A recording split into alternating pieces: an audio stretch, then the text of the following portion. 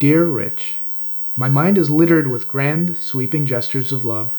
The kind of shit you'd see in a ridiculous, sappy rom-com. But I am rarely able to express them, save through the written word. I will be the first to admit that my communication skills are severely lacking. But today, I am bravely wielding my pen and lending my voice to bare my soul to you.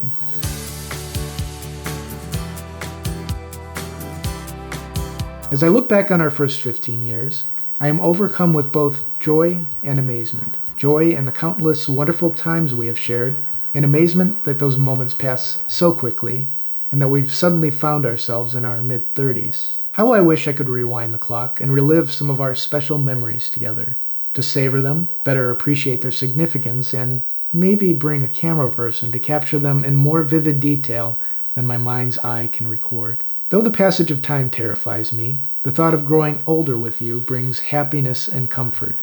You are my strength, my passion, and, most importantly, my heart. Early on in our relationship, I realized I wanted to spend the rest of my life with you. As the years progressed and my political views evolved, that meant marriage in the legal sense of the word. I say legal because I felt we were united by a permanent bond long before the Supreme Court permitted us to make it official. It's like our friend Maureen jokingly said in 2007, we bicker like an old married couple. Though she didn't yet know we were dating, I sensed she must have had a clue and was signaling her acceptance. At this point in our relationship, we still guarded our love for each other from others, even many close friends. Paranoid due to my own upbringing and oppressive work environments, I publicly avoided reference to our relationship and acting in such a way that could be seen as stereotypically gay. I spent far too many years living in fear of being outed, rejected, and looked down upon. Years that I should have celebrated our love. During our early time together, America's views on same-sex relationships and marriage were steeped in stereotypes, misconceptions, and homophobia. This gradually changed during the Obama era, especially as he came to the conclusion that same-sex couples deserved the same right to wed as their straight counterparts. I began to realize that maybe, just maybe, we would one day be able to lay claim to the title of Mr. and Mr., or Mr. and Mrs. in the eyes of Cook County. When you proposed in 2011, I decided that when it was legal, I wanted for us to get married on our anniversary. May 5th is the most important day of the year to me because it's when we put a label on our relationship. And so I expressed to you that I wanted to wed on that date.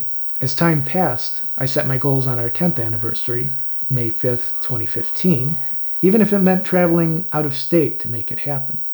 I spent years dreaming about that date, eagerly anticipating being able to profess our love for all of eternity. Years passed, and I saw signs of hope and change. While it became increasingly clear that we would still have to leave Michigan to begin the next chapter in our journey together, I knew nationwide recognition wouldn't be far behind, and it wasn't.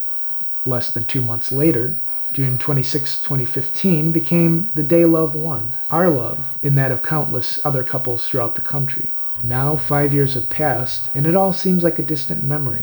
In much the same way, our eventual wedding seemed a lifetime away on July 6, 2011, when you proposed. Where does the time go? Musings such as these help me to realize I need to more effectively live in the now, enjoy every second we spend together, and bask in the glow of the beautiful, bashful smile that crosses your face every time I kiss your cheek, for nothing makes me happier.